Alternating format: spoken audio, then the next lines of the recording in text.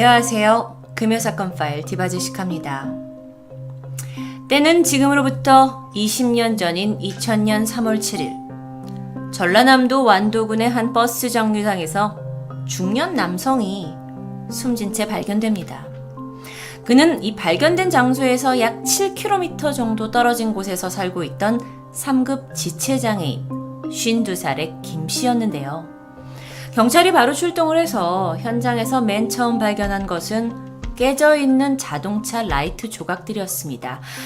이걸로 인해 경찰들은 이 사건이 먼저 뺑소니일 수 있다라고 의심하게 되죠. 그런데 시신을 부검해본 결과 이 김씨의 몸에서는 별다른 외상이나 출혈이 발견되지 않았습니다. 그리고 오히려 의외의 정황이 드러나게 되는데 혈액에서 혈중 알코올 농도 0.303%와 수면 유도제 성분인 독시라민이 검출됐던 겁니다. 자, 그렇다면 이건 계획적인 타살로 추정할 수 있을 텐데요. 이후 사건은 생각보다 빠르게 진행됩니다. 그리고 유력한 용의자로 지목된 사람은 바로 피해자 김씨의 큰딸, 당시 23살의 김신혜 씨였죠. 경찰이 그녀를 추궁하게 되자 그녀 또한 순순히 범행을 자백합니다.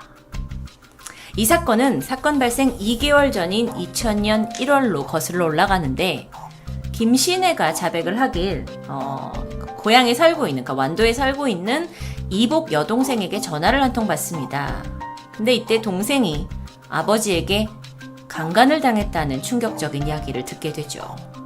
사실 김신혜 역시 과거 중학생 시절에 아버지에게 성추행을 당했던 끔찍한 기억이 있었고요. 같은 일이 반복되는구나 싶어서 아버지를 살해하겠다 결심하고는 사건 당일 고향으로 내려왔던 겁니다. 자, 이게 2달 전부터 계획해온 살인이라는 가정하에 경찰은 이런 조사를 찾게 돼, 이런 가입 현황을 찾게 돼요. 그러니까 지금 여러분 좀 자세히 보시면 약 8개의 보험회사에 다 2000년 1월쯤에 가입을 한 게 보이죠. 이 사망보험금을 고려했던 걸까요? 아버지 앞으로 8개의 보험을 들어놨고요. 그날 완도에 도착한 김신혜는 수면유도제 30알을 잘게 갈아서 양주에 섞어서 아버지에게 간에 좋은 약이라며 권하게 됩니다. 이걸 마신 아버지는 의식을 잃었고 김신혜는 그를 차에 태워서 버스 정류장에 유기했다고 진술합니다. 이렇게 김신혜의 순순히 말을 해주는 자백을 다 듣고요. 보험 내역도 확인을 하고 강력한 범행 동기가 있다라는 판단이 들어서 경찰은 김신혜를 범인으로 확신하게 되죠. 그런데 문제가 있습니다. 이 아버지에게 권했다던 양주병과 술잔을 증거로 발견할 수가 없었어요. 그리고 아버지가 사망하고 나서 그의 시신을 태웠다고 했는데, 그러니까 차에 태웠다고 했는데 그 차량에서도 흔적을 발견할 수 없었습니다. 혹시 거짓 자백은 아닐까요? 그런데 경찰이 서울에 있는 그녀의 자택을 수사하던 중에 살인 노트라고 부르게 되는 개인 노트를 발견하게 되죠. 사실 김신혜 씨는 평소 시나리오 작가가 꿈이었다고 합니다. 그래서 종종 이제 노트에다가 습작한 그런 습관이 있었는데 이 노트를 뒤지다가 노트의 한 부분에서 사건 현장의 모습들과 일치하는 듯한 부분이 있었던 겁니다. 예를 들어 수면제, 도로변, 자동차 파편, 아버지 시신 유기, 그리고 직접 그린 그림과 함께 보험금을 계산한 흔적들까지 발견됐죠. 특히나 경찰에 의하면 뺑소니를 가정했을 때 얼마나 더 많은 보험금을 수령할 수 있는지 계산한 흔적도 발견됐다고 합니다. 자, 이 증거는 사실 그녀가 계획적인 살인을 저질렀다라는 거에 이제 증거가 될 수 있고 그게 받아들여지는데요. 결국 법정은 그녀에게 살인죄, 시신유기죄 이 2가지 항목을 해서 무기징역을 확정합니다. 그렇게 희대의 존속살인이 마무리되는 것 같았죠. 그런데 사건은 여기에서부터 다시 시작됩니다. 갑자기 김신혜가 태도를 바꿔서 처음 조사부터 현장 검증, 법정에서 했던 진술까지 모든 것을 번복하게 됐어요. 그러면서 자신은 아버지를 죽이지 않았다고 강하게 주장합니다. 아니, 여태까지 자백을 다 해놨는데 갑자기 죽이지 않았다라는 건 거짓말을 했다는 건데, 그렇다면 왜 거짓말을 했던 걸까요? 그녀의 주장에 따르면 아버지 장례식 당일날 밤에 고모부가 그녀를 찾아왔다고 합니다. 그러더니 네 아버지를 죽인 건 남동생이다. 하지만 네가 대신 감옥에 가야 하고 그러기엔 자수를 해야 한다 하면서 으름장을 놓았다고 합니다. 이런 주장을 증명하듯 이제 고향의 동네 주민들은요, 사실 김신혜가 검거가 되었을 때 무죄다, 얘는 그럴 리가 없다 하면서 탄원서를 제출하기도 했었는데요. 평소 이제 지체장애가 있는 아버지와 두 동생들까지 잘 보살피는 아주 책임감 있는 장녀 모습을 보여줬다고 합니다. 그러니까 김신혜 측은 자신은 이 고모부 말을 듣고 그저 남동생을 구하기 위해서 아버지를 죽였다고 진술했다라고 주장하게 되죠. 자, 그렇다면 여태까지 들었던 모든 이야기가 거짓일 수 있다는 겁니다. 여기서 또 다른 증언이 나오게 되는데 바로 그녀의 큰아버지예요. 큰아버지는 김신혜에게 네가 자백을 하긴 하더라도 네 아버지한테 성추행을 당했다고 하면 감형이 될 거다 라고 조언을 해줬다고 합니다. 이런 정황들은 이게 약간 뭔가 주변 가족들이 시킨 것 같은 느낌도 들게 하죠. 근데 또 여기서 헷갈리는 게 실제 재판에서 감형은 없었습니다. 그 이유가 그러니까 자신이 아버지를 죽였다고 진술하에 법정에서 갔을 때는 자기가 그렇게 아버지한테 성추행을 당했다는 게 아버지의 명예를 실추할 수 있다라고 생각을 했고 죄책감을 느꼈고, 법정에서는 아니다, 강간과 성추행은 사실이 아니다 라는 걸 고백하게 됐죠. 그래서 결국 그녀가 무기징역을 선고받았던 겁니다. 여기에는 뭔가 이야기가 복잡하게 꼬여있는 듯 하기도 하지만 또 이게 사실이라면 그녀의 최소한의 양심도 느껴지는데요. 아니, 그러면 이 일을 처음부터 시작한 고모부는 도대체 어떤 사람일까요? 여러분 기억하시죠? 용의자가 사건을 조사한 지 며칠 되지 않아서 바로 밝혀졌다고요. 고모부가 바로 김신혜를 최초로 신고한 사람이기도 했습니다. 당시 경찰은 이 아버지가 사망했을 시각에 다른 가족들은 무엇을 했는지 조사를 하고 있었는데 마침 김신혜, 그러니까 큰딸의 알리바이가 정확하지 않았어요. 그 부분은 추후에 얘기 드립니다. 그러니까 이 새벽 시간에 그녀가 뭐 했지 하면서 의심을 하고 있었는데 바로 이때 고모부가 신고를 통해서 내가 우리 그 신혜가 아버지를 살해했다라는 자백을 들어서 자수를 권고하고 있다라고 말하게 되면서 경찰이 그녀를 용의자로 지목하게 된 것이죠. 자, 그런데 이 상황에서 지금 과연 누가 진실을 말하고 있는지 점점 헷갈리기 시작합니다. 이때 김신혜가 말하길 내가 그렇게 고모부의 강압에 의해서 어쩔 수 없는 자백 외에도 사실 경찰 조사에서 폭언과 폭행이 있어서 강압적인 수사를 당했다라고 말하는데요. 그러면서 모든 것은 경찰의 조작하에 이루어졌다고 주장합니다. 그녀는 거짓 자백을 하긴 했지만 경찰로서도 그 자백이 진실인지 아닌지를 명백하게 밝혀낼 증거가 없긴 했습니다. 그리고 김신혜가 아니다, 난 아버지를 죽이지 않았다 했죠? 그런데 경찰은 조사 내내 그녀의 말을 묵살했다고 해요. 사실 조사라는 건 무죄 추정의 원칙, 그러니까 범인으로 아무리 이 사람이 의심돼도 범인이 아니다라는 추정하에 수사가 펼쳐져야 정확할 수 있는데 그런 게 없었던 거죠. 게다가 기억하시죠? 이 결정적인 증거로 나왔던 그 살인 노트, 그 아파트에서 발견된 이 노트, 이게 수집 과정에서 문제가 있었습니다. 서울 집으로 형사 한 명과 형사의 군대 동기가 수색 영장도 없이 집에 들어가서 노트를 발견했던 겁니다. 여러분 아시다시피 수색 영장이 없이 습득된 증거물은 그 증거 가치가 인정되기 힘들죠.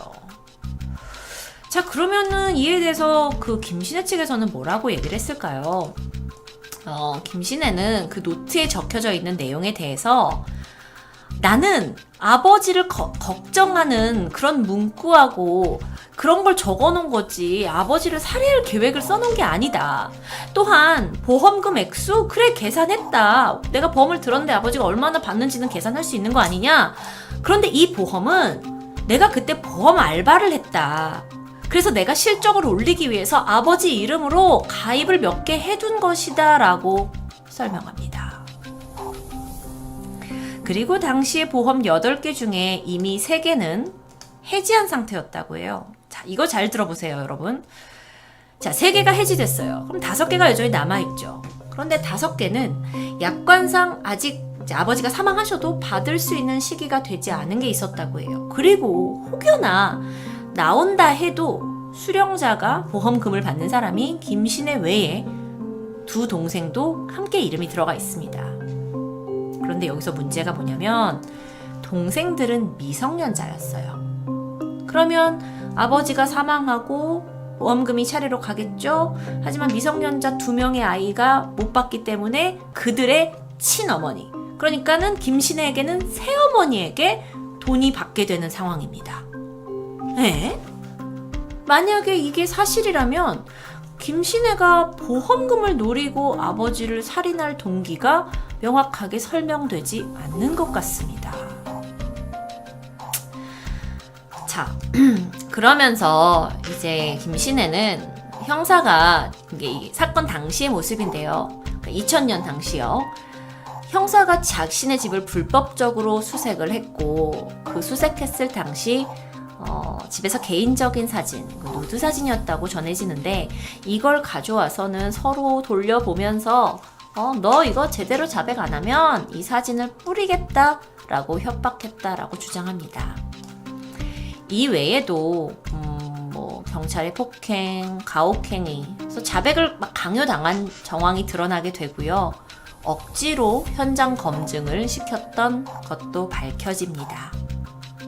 그러면서 결국 김신혜의 재심 청구는 받아들여지죠. 무기징역수였어요. 그런데 무기징역수가 재심 청구를 받는 일 굉장한 이슈였고 그러면서 우리도 뉴스를 통해서 이 사건을 전해 듣게 됐습니다. 자, 아마 처음부터 계속 이 스토리는 헷갈리셨을 거예요. 그러고 뭔가 그러면 김신혜 씨가 조금 억울할 것 같기도 한데 하지만 그렇다 하더라도 아직 의심되는 부분이 있습니다. 사건 당일 김신혜의 알리바이는 모호합니다. 5일 전인 3월 1일 날 키우던 강아지를 할머니 집에 데려다 두기 위해서 남동생과 같이 고향으로 내려왔어요. 완도로요. 그리고 이제 강아지 내려놓고 바로 돌아가려고 했는데 웬일인지 남동생이 마음이 바뀌어서는 고향에 좀 더 남아있겠다고 했죠. 근데 이제 김신혜는 친구 결혼식이 있어요. 그래서 먼저 서울에 돌아갔고요. 4일 후 광주에서 친구 집들이가 있었고 이걸 갔다가 다시 완도로 가서 남동생을 데리고 오면 되겠구나 라고 생각을 합니다. 좀 복잡하니만 이해 충분히 하시죠. 그런데 출발 당일 새벽에 예상치 못한 일이 벌어집니다. 누군가 그녀의 차를 치고는 도주해버리게 된 거죠. 그렇게 되니까 차를 수리를 맡겨야 돼요? 그래서 일단은 이게 시간이 걸릴 것 같아서 광주에 있는 친구들한테, 아까 집들이 가기로 한 친구들한테 전화를 해서 사정을 말합니다. 그리고 이걸 다음 날로 약속을 미루게 돼요. 그리고 남동생이 기다리고 있죠. 전화를 해서 야, 지금 내 차편이 어떻게 될지 모른다. 차비를 줄 테니 버스를 타고 서울로 올라오라고 합니다. 하지만 남동생이 그냥 누나가 데리러 오면 안 돼? 라고 했고 결국 그녀는 자동차를 렌트해서 완도로 내려가게 되죠. 이때 광주 친구들한테는요, 지금 남동생을 데리러 간다 라고 얘기를 했고, 내가 오늘 이제 가니까 내일 다시 서울로 올라가는 길에 광주에 들리겠다 라고 말합니다. 그러니까 그녀가 어떤 계획들을 가지고 있었는지를 이제 친구들의 증언을 통해서 확인이 된 부분이죠. 그리고 또 완도에 있는 고향 친구 2명이 있어요. 그러니까 완도에 가니까 완도 친구들한테는 야야야 오늘 밤 내가 완도로 내려가거든. 그러니까 우리 친구 가게에서 만나자 라고 전화통화를 하게 됩니다. 자, 이 부분은 아주 중요한데요. 어쨌든 이렇게 차 문제로 서울에서 출발이 좀 늦어졌어요. 하지만 그녀는 가는 길에 휴게소에도 들리면서 아버지에게 전화를 걸게 되죠. 아버지는 그때 동네 주민들과 술을 마시던 중이었습니다. 근데 딸이 전화가 왔어요. 그래서 통화를 통해서 야, 내가 집에 닭죽을 써놨으니까 도착하면 먹으라 라고 통화를 했고, 이 부분을 이제 옆에 있던 주민들이 듣게 됩니다. 사실 주민들로서는 부녀 간의 사이가 좋았다고 해요. 그래서 이런 말도 했죠. 아이고, 김씨 이제 딸도 오는데 술 그만 마셔요. 가벼운 타박도 있었다고 합니다. 그렇게 큰딸이 달려서 완도에 도착한 시각은 3월 7일 밤 12시 55분이었습니다. 아버지가 시신으로 발견되기 5시간 전이었죠. 자, 일단 완도에 도착하긴 했는데 고향 친구들하고 했던 약속 때문에 바로 집에 가지 않았어요. 그리고 마을 입구에 있는 공중전화 박스에서 친구 박씨와 통화를 합니다. 완도에 있는 친구 박씨와 통화를 하게 되죠. 그러면서 야, 나 이거 왔다. 나 고향 도착했다. 우리 언제 볼래? 근데 이제 시간이 너무 늦었잖아요. 이미 새벽 1시쯤이었으니까. 그래서 친구하고 야, 너무 늦었으니까 오늘보다 내일 보는 게 어때? 라고 결론을 짓고는 전화를 끊습니다. 그리고 나서 다시 아버지에게 전화를 걸어요. 그런데 응답이 없어요. 그래서 다시 할머니네 집으로 전화를 걸어요. 근데 이때 여동생이 전화를 받습니다. 그래서 야, 너 나 금방 집에 도착하는데 다들 뭐해? 라고 김신혜 씨가 물었죠.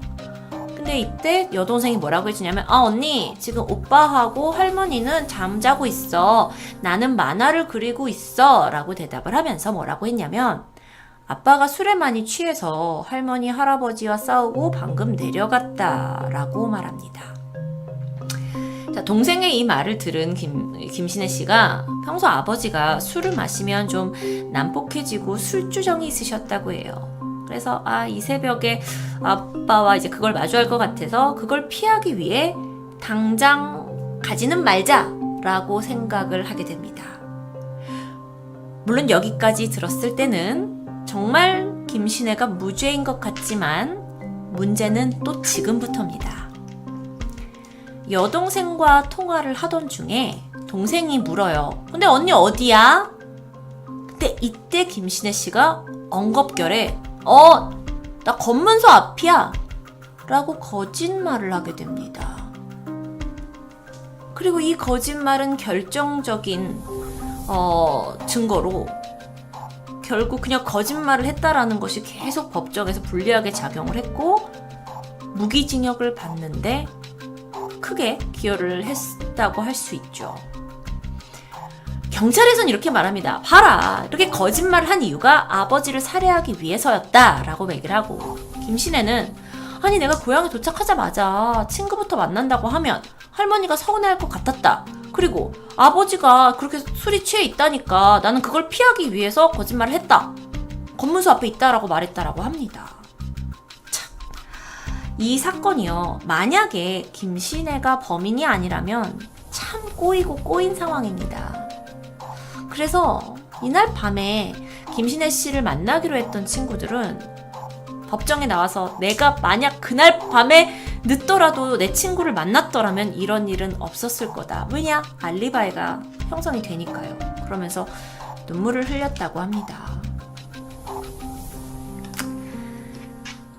김신혜, 그녀는 2000년 체포되었습니다. 그리고 법정에서 무기징역을 선고받고 복역을 하다가 18년 만인 2018년 10월 3일에 대법원을 통해 이 사건의 재심 개시를 확정받습니다. 그리고 이 사건은요, 현재 진행 중인 사건이에요. 워낙 대한민국에서 희귀한 재심 사건이기 때문에 여러분도 아마 다 뉴스에서 한 번씩 보셨을 텐데요. 저도 오늘처럼 이렇게 디테일한 내용은 이번 조사를 통해 알게 되었습니다.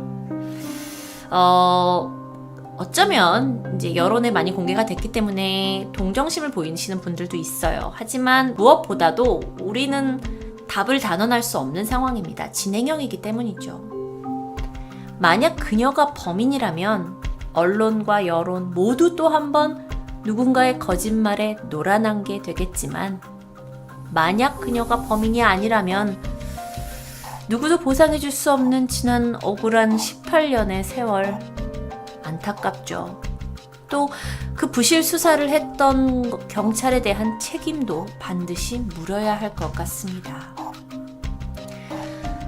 2000년 3월 7일 새벽, 그날 김신혜 씨 아버지에게는 정말 어떤 일이 있었던 걸까요? 그는 다리 한쪽이 불편하기 때문에 혼자 집에서 7km 떨어진 곳을 걸어갔다라는 것은 성립되지 않습니다. 만약 지금 범인으로 몰리고 있는 김신혜 씨가 그를 죽인 게 아니라면 과연 진짜 범인은 어디 숨어 있는 걸까요? 여전히 아리송한 사건입니다. 혹여 경찰과 검찰이 이걸 잘못 수사하고 판결을 내렸다라고 판결이 되면 어쩌면 우리 또한 제2의 김신혜가 될 수 있기 때문에 두려운 생각이 들었습니다. 하지만 재심에 대한 재판부의 명확한 판결을 우리는 기다려봅니다. 금요사건 파일 디바제시카였습니다.